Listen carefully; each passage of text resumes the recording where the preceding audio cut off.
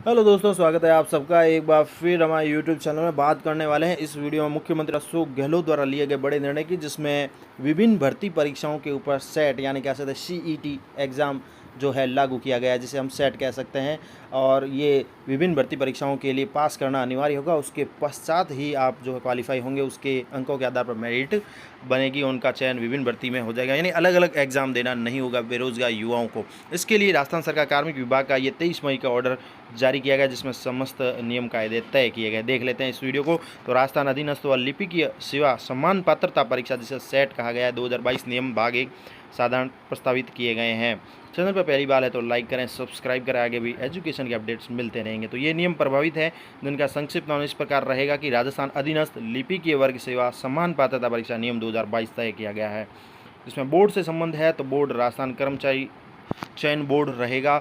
CET से इन नियमों में संलग्न अनुसूचियों में उल्लेखित पद पर भर्ती के लिए परीक्षा में उपस्थित होने के लिए किसी भी अभ्यर्थी की पात्रता निश्चित करने के लिए बोर्ड द्वारा संचालित सम्मान पात्रता परीक्षा भी प्रयुक्त है। यानी सम्मान पात्रता परीक्षा अब बच्चों की पहले ली जाएगी। जो नीचे कई भर्तियां भी दी गई है, मैं अभी आपको बता दूं, इन भर्तियों में अब जो है सम्मान पात्रता परीक्षा लागू कर दी गई है। सीधी भर्ती और सेवा की शर्तों का शासित करने वाले सुसंगत सेवा नियमों के उपबंधों के अनुसार की गई भर्ती अभिप्रेरित है। सरकार से तात्पर्य राजस्थान सरकार से तात्पर्य है। भर्ती एजेंसी से बोर्ड, नियुक्ति प्राधिकारी, यथास्थिति नियुक्ति प्राधिकारी द्वारा प्राधिकृत अन्य कोई एजेंसी अभिप्रेरित है। अनुसूची से इन नियमों में संलग्न अनुसूची अभिप्रेरित है और राज्य से तात्पर्य राजस्थान राज्य से है। इसके साथ इन नियमों में प्रयुक्त किए गए विभिन्न किंतु परिभाषित नहीं किए गए समस्त अन्य शब्दों अभिव्यक्तियों का अर्थ वही होगा जो राजस्थान सेवा नियम 1951, सिविल सेवा नियम 1958 और भारत के संविधान 309 के अनुच्छेद के अधीन बनाए गए हैं। अब बात करें समान पात्रता परीक्षा की, तो समान पात्रता परीक्षा जो लागू की गई है, इसके संबंध बताया गया है कि पदों के लिए समान पात्रता परीक्षा वर्ष में कम से कम एक बार बोर्ड के द्वारा आयोजित की जाएगी। अब बोर्ड यहाँ पर तय किया गया, जैसे कर्मचारी चयन बोर्ड है वो ले सकता है अब समान पात्रता परीक्षा, और सीईटी का स्कोर के परिणाम की तारीख से 1 वर्ष के लिए मान्य होगा।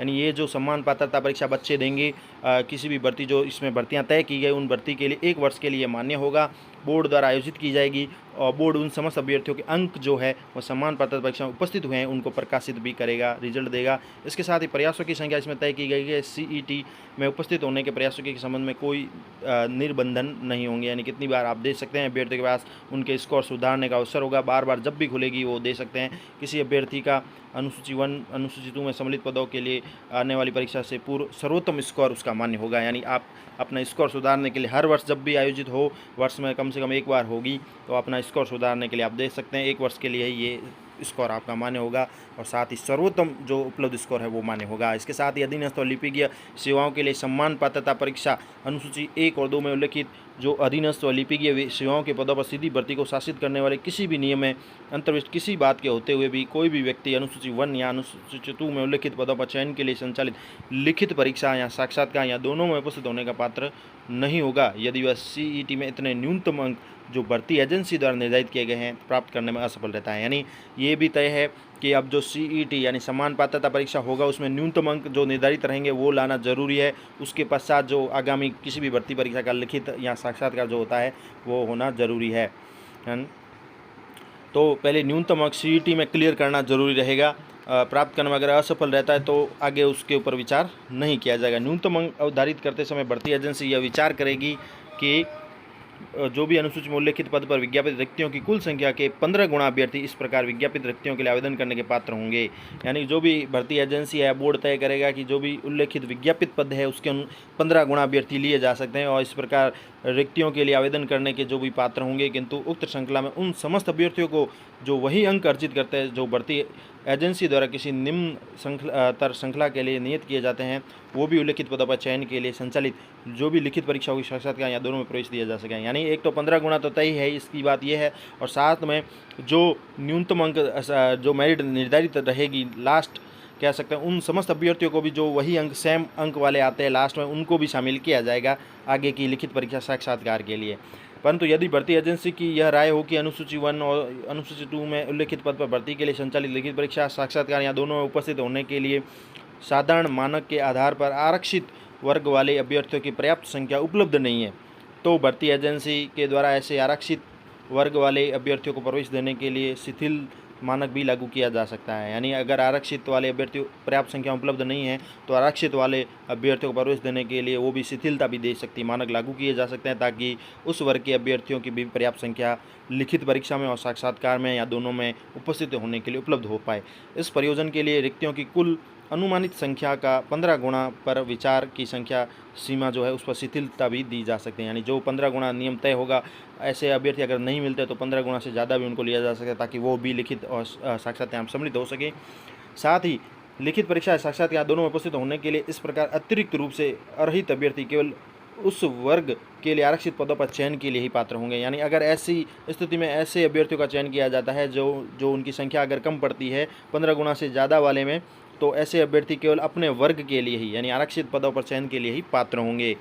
साथ ही भाग तृतीय में समान पात्रता परीक्षा आयोजित करने की प्रक्रिया के बारे में बताया गया है कि आवेदन आमंत्रित करना, बोर्ड है जो भी एग्ज़ाम होगा सेट CET में उपस्थित होने के लिए ऐसी रीति से जो भी बोर्ड उचित समझे एक नोटिस जो भी है प्रकाशित करेगा, आवेदन आमंत्रित करेगा और नोटिस की विषय वस्तु से संबंधित अनुच्छेद में CET में उपस्थित होने के लिए आवेदन आमंत्रित करने के लिए नोटिस मान्य बातों के साथ निम्नलिखित जो है अंतर्विष्ट भी होगा। जैसे कि प्रवेश के लिए आवेदन प्रस्तुत करने की अंतिम तारीख है, परीक्षा में प्रवेश के लिए अपेक्षित योग्यता, अभ्यर्थियों द्वारा उनकी पात्रता स्थापित करने के लिए उठाए जाने वाले कदम, नोटिस के अतिरिक्त बोर्ड अभ्यर्थियों के मार्गदर्शन के लिए पाठ्य विवरण सहित ऐसे अनुदेश भी जारी करेगा। आवेदन का प्रारूप CET यानी सेट में उपस्थित होने के लिए बोर्ड के द्वारा अनुमोदित प्रारूप आवेदन किया जाएगा। फीस CET में उपस्थित होने के लिए कोई अभ्यर्थी बोर्ड को ऐसी फीस जो समय समय उसके द्वारा नियुक्त की जाए का रीति से जो उसके द्वारा प्रदर्शित की जाए संदाय करेगा। यानी फीस भी इसकी निर्धारित की जाएगी। जब भी आप हर वर्ष एग्जाम देंगे CET यानी सेट समान पात्रता परीक्षा, इसकी फीस बोर्ड तय करेगा। फीस के प्रतिदाय के लिए कोई दावा स्वीकार नहीं किया जाएगा सिवाय जब तक कि बोर्ड द्वारा विज्ञापन किसी भी कारण से रद्द किया गया हो या जिस दशा में रकम का प्रतिदाय किया जाएगा। रिफंड के मामले में है, बोर्ड द्वारा प्रतिदाय के लिए नोटिस जारी होने की तारीख से 1 माह की कालावधि के पश्चात फीस के प्रतिदाय का कोई भी दावा स्वीकार नहीं किया जाएगा। समान पात्रता परीक्षा में प्रवेश के लिए ये है कि बोर्ड द्वारा प्राप्त आवेदन जो अपूर्ण पाए जाएंगे वो अस्वीकार किए जाएंगे। CET में उपस्थित होने से पूर्व अभ्यर्थी के द्वारा यह सुनिश्चित किया जाएगा कि वह अनुसूची 1 और 2 में सम्मिलित किसी पद के लिए आयु है, शैक्षिक योग्यता है या यदि कोई अन्य है उसके संबंध में वो शर्तें पूर्ण करता है या करती है। समान पात्रता परीक्षा के लिए अनुज्ञात किया जाना अभ्यर्थी को पात्रता की अवधारणा का पात्र नहीं बनाएगा। CET में किसी अभ्यर्थी के प्रवेश से संबंध में बोर्ड का निश्चय ही अंतिम निर्णय होगा। साथ ही उल्लेखित पद पर भर्ती सुसंगत सेवा नियमों के उपबंधों के अनुसार की जाएगी। किसी अभ्यर्थी का CET में उपस्थित होने स्कोर अर्जित कर लेना मात्र ही उसे नौकरी की गारंटी नहीं देगा। अभ्यर्थियों को भर्ती एजेंसी द्वारा संचालित लिखित परीक्षा साक्षात्कार दोनों में आवश्यक रूप से उपस्थित होना जरूरी होगा और उसे अर्हित करना होगा कि सुसंगत नियमों में व अन्य कसौटी में वह पूर्ण रूप से कर रहा है या करनी होगी। शैक्षिक योग्यता आयु के संबंध में यह है कि स्नातक स्तर की CET में उपस्थित होने के लिए शैक्षिक अर्हता स्नातक होगी और सीनियर सेकेंड स्तर की CET में उपस्थित होने के लिए शैक्षिक योग्यता सीनियर सेकेंड होगी। यानी ये भी क्लियर किया गया है कि CET यानी समान पात्रता परीक्षा सेट में कौन बैठ सकता है, तो यहाँ क्लियर किया गया है। एक तो स्नातक स्तर की परीक्षा ये होगी CET, उसके लिए जो है स्नातक योग्य पास आउट विद्यार्थी क्वालिफाई होंगे और सीनियर सेकेंड स्तर की जो परीक्षा होगी सीनियर सेकेंडरी, उसमें जो है शैक्षिक योग्यता रहेगी। यानी दोनों स्तरों की होगी, 12वीं की लेवल की और ग्रेजुएशन लेवल की, ग्रेजुएट लेवल की भी होगी। साथ ही इसमें उपनियम ये भी है कि किसी बात के होते हुए भी अनुसूची 1 या इस तरह की अनुसूचियों में उल्लिखित किसी भी पद भर्ती के लिए शैक्षिक योग्यता, आयु, अनुभव आदि ऐसी जो भी होगी उस पद पर भर्ती को शासित करने के लिए सुसंगत सेवाओं में यथाविहित है। अनियमित अनुचित साधनों का प्रयोग अगर कोई करता है, कोई अभ्यर्थी प्रतिरूप करता है, तो ऐसे कथन करने प्रस्तुत करने का जो सही नहीं है, मिथ्या है, महत्वपूर्ण सूचना छिपाने का कोई दावा करता है, CET में अनुचित साधनों का कोई प्रयोग करता है, उनका प्रयोग करने का प्रयास करता है, तो CET में प्रवेश पाने के लिए किसी भी प्रकार के अन्य अनियमित अनुचित साधन काम में लेने का कोई भी दोषी पाया जाता है तो बोर्ड द्वारा उसको दोषी घोषित किया गया है, तो दंडिक कार्रवाई किए जाने का दोषी होने के अतिरिक्त उसको स्थायी तौर पर किसी भी विनिर्दिष्ट कालावधि के लिए विवर्जित भी किया जा सकता है। समान पात्रता परीक्षा की स्कीम पाठ्य विवरण के लिए बोर्ड द्वारा संचालित की जाएगी। लिखित परीक्षा की स्कीम है, उसका पाठ्य विवरण है यानी सिलेबस है, जो भी परीक्षा का पैटर्न है बोर्ड द्वारा समय समय पर निर्दिष्ट किया जाएगा। बोर्ड स्नातक स्तर और सीनियर सेकेंड स्तर के अभ्यर्थियों के लिए पृथक पृथक जो है CET संचालित करेगा। तो ये भी यहाँ पर क्लियर है कि 12वीं पास अभ्यर्थियों के लिए अलग से CET समान पात्रता परीक्षा सेट होगी और बोर्ड जो भी है स्नातक स्तर के अभ्यर्थियों के लिए भी अलग अलग CET संचालित करेगा। दोनों के लिए अलग अलग लेवल की परीक्षा होगी, ग्रेजुएशन वालों और सीनियर सेकेंडरी वालों के लिए। इसके साथ ही संचालन इस प्रकार किसी अभ्यर्थी अपने पक्ष में उसकी अभ्यर्थता के लिए समर्थन प्राप्त करने के लिए किसी भी तरीके से किया गया प्रत्यक्ष अप्रत्यक्ष प्रयत्नों से सीईटी में सम्मिलित होने से राज्य के अधीन पद पर भर्ती के लिए निर्धारित भी कर सकता है। शंकाओं का निराकरण यह है कि यदि इन नियमों के निवर्सन के बारे में कोई शंका उत्पन्न होती है तो मामला सरकार के कार्मिक विभाग को ही निर्दिष्ट किया जाएगा और उसका विनिश्चय अंतिम निर्णय होगा। कार्मिक विभाग अंतिम निर्णय करेगा। अब ये आज जाता है अनुसूची 1 और अनुसूची 2 दो निर्णय किए गए हैं, यानी ग्रेजुएशन लेवल का और 12वीं लेवल के 2 भर्ती जो परीक्षाएं तय की गई है वो मैं आपको लिस्ट दिखा देता कौन कौन सी भर्तियाँ इसमें शामिल होगी। जैसे अनुसूची 1 में है तो वो स्नातक स्तर के लिए है जिनका प्रत्यक्ष एग्जाम होगा और 12वीं के लेवल के लिए अलग हो, जिसमें स्नातक स्तर के लिए समान पात्रता परीक्षा में कौन कौन पात्र है। एक तो राजस्थान होमगार्ड अधीनस्थ सेवा जिसमें प्लाटून कमांडर का पद आता है, साथ ही है राजस्थान अभियांत्रिक सेवा सिंचाई सेवा जिलेदार पटवारी है, ये स्नातक स्तर के हो गए हैं। राजस्थान अधीनस्थ सेवा जिसमें कनिष्ठ लेखाकार अकाउंटेंट वगैरह ये आ गए। राजस्थान राजस्व लेखा अधीनस्थ सेवा तहसील राजस्व लेखा यानी तहसीलदार वगैरह आ गए। महिला अधिकारिता विभाग में महिला पर्यवेक्षक अधिकारिता वो आ गए। राजस्थान बाल विकास विभाग में भी पर्यवेक्षक, कारागार अधीनस्थ सेवा में जेलर है और समाज कल्याण विभाग में छात्रावास अधीक्षक है ग्रेड 2 ये आ गए। समान पात्रता परीक्षा जो इनकी होगी वो ग्रेजुएट लेवल की होगी, स्नातक स्तर के लिए होगी समान पात्रता। इसके साथ ही अनुसूची 2 में सीनियर सेकंड स्तर के लिए सीईटी इस प्रकार होगी जिसमें भर्ती परीक्षा ये रहेगी।